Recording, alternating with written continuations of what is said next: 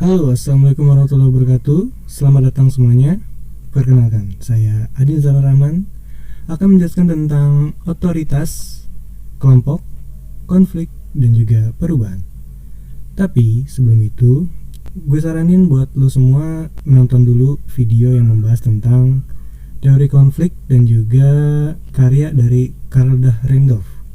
Karena kalau kalian udah nonton itu, otomatis kalian bisa lanjut ke pembahasan di video ini. Kalau udah, silakan nonton video ini. Tapi sebelum itu, intro dulu.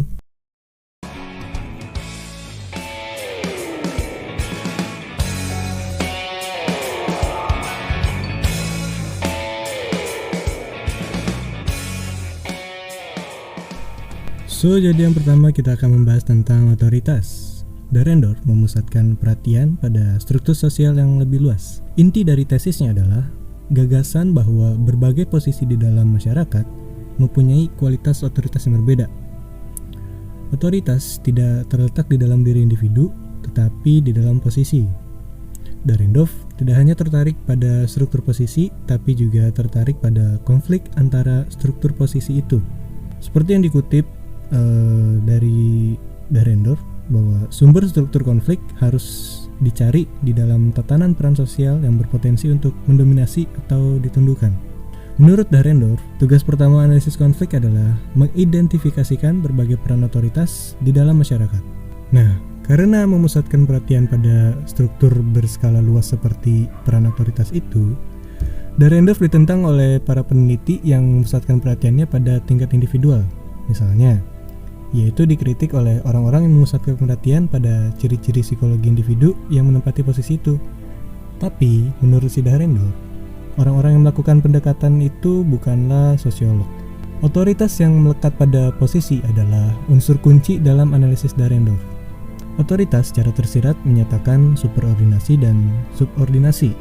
Mereka yang menduduki posisi otoritas diharapkan mengendalikan bawahannya, yang artinya mereka itu berkuasa karena harapan dari orang yang berada di sekitar mereka, bukan karena ciri-ciri psikologis mereka sendiri. Nah, seperti otoritas, harapan ini pun melekat pada posisi, bukan pada orangnya. Otoritas bukanlah fenomena sosial yang umum. Mereka yang tunduk pada kontrol dan mereka yang dibebaskan dari kontrol ditentukan di dalam masyarakat. Terakhir, karena otoritas adalah absah, sanksi dapat dijatuhkan pada pihak yang menentang. Menurut Dahrendorf, otoritas tidak konstan karena ia terletak dalam posisi, bukan di dalam diri orangnya. Karena itu, seseorang yang berwenang dalam satu lingkungan tertentu tidak harus memegang posisi otoritas di dalam lingkungan yang lain. Begitu pula dengan seseorang yang berada di dalam posisi subordinat dalam satu kelompok.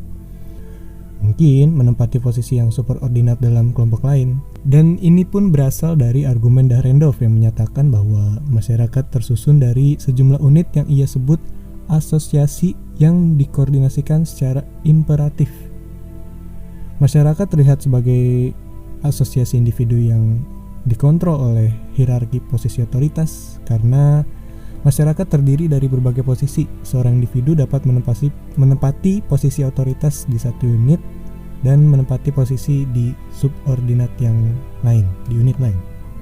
Jadi guys, otoritas dalam setiap asosiasi bersifat dikotomi karena itu ada dua, dan hanya ada dua.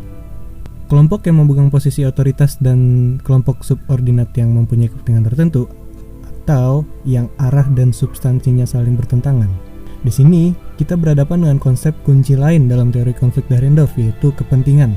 Kelompok yang berada di atas dan berada di bawah didefinisikan berdasarkan kepentingan bersama. Dahrendorf tetap menyatakan bahwa kepentingan itu yang sepertinya tampak sebagai fenomena psikologi pada dasarnya adalah fenomena yang berskala luas. Di dalam setiap asosiasi, orang yang berada pada posisi dominan berupaya mempertahankan status quo-nya, sedangkan orang-orang yang berada dalam posisi subordinat berupaya mengadakan perubahan. Konflik kepentingan di dalam asosiasi selalu ada sepanjang waktu, setidaknya yang tersembunyi. Ini berarti legitimasi otoritas selalu terancam. Konflik kepentingan ini tak selalu perlu disadari oleh pihak subordinat dan superordinat dalam rangka melakukan aksi. Kepentingan superordinat dan subordinat adalah objektif dalam arti bahwa kepentingan itu tercermin dalam harapan atau peran yang dilekatkan pada posisi. Individu tak selalu perlu menginternalisasikan harapan itu atau tak perlu menyadari dalam rangka bertindak sesuai dengan harapan itu. Bila seorang individu menempati posisi tertentu, mereka akan berperilaku menurut cara yang diharapkannya. Individu dalam tanda kutip disesuaikan atau menyesuaikan diri dengan perannya bila menyumbang bagi konflik antara superordinat dan subordinat. Harapan peran yang tak disadari ini disebut Dahrendorf sebagai kepentingan yang tersembunyi. Nah, kepentingan nyata adalah kepentingan tersembunyi yang telah disadari. Dahrendorf melihat analisis hubungan antara kepentingan tersembunyi dan kepentingan nyata itu sebagai tugas utama dari konflik. Karena bagaimanapun juga aktor itu nggak selalu menyadari kepentingan mereka untuk bertindak sesuai dengan kepentingan itu.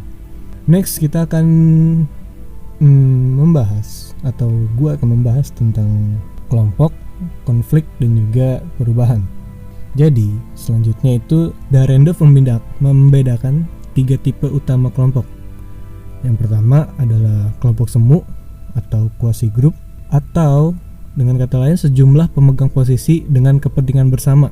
Lalu ada yang kedua adalah kelompok semu, yaitu kelompok kepentingan. Kedua kelompok ini dilukiskan Dahrendorf sebagai berikut. Mode perilaku yang sama adalah karakteristik dari kelompok kepentingan yang direkrut dari kelompok semu yang lebih besar.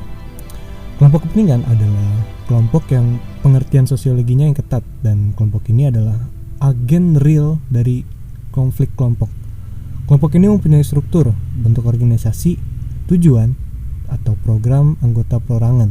Nah, dari berbagai jenis kelompok kepentingan itulah muncul kelompok-kelompok konflik yang terlibat dalam kelompok konflik aktual. Menurut Dahrendorf, konsep kepentingan tersembunyi, kepentingan nyata, kelompok semu, kelompok kepentingan, dan kelompok-kelompok konflik adalah konsep dasar untuk menerangkan konflik sosial. Di bawah kondisi yang ideal, tak ada lagi variabel lain yang diperlukan. Tetapi karena kondisi tak pernah ideal, maka banyak faktor lain yang ikut berpengaruh dalam proses konflik sosial. Dahrendorf menyebut kondisi-kondisi teknis seperti personil yang cukup, terus juga kondisi politik, seperti situasi politik secara keseluruhan, dan juga kondisi sosial seperti keberadaan hubungan komunikasi. Cara orang direkrut ke dalam kelompok semu adalah kondisi sosial yang penting bagi Dahrendorf, karena dia menganggap bahwa jika rekrutmen berlangsung secara acak dan juga ditentukan oleh peluang, maka kelompok kepentingan dan juga akhirnya kelompok konflik gak akan muncul. Dan ini bertentangan dengan Marx. Dahrendorf gak yakin bahwa lumpenproletariat pada akhirnya akan membentuk kelompok konflik karena orang direkrut di dalamnya melalui acak atau kebetulan. Tapi bila perekrutan ke dalam kelompok semu ditentukan secara struktural, maka kelompok ini menyediakan basis perekrutan yang subur untuk kelompok tingkat lain dan juga pada kasus tertentu kelompok konflik. Aspek terakhir dari konflik Dahrendorf adalah hubungan konflik dengan perubahan.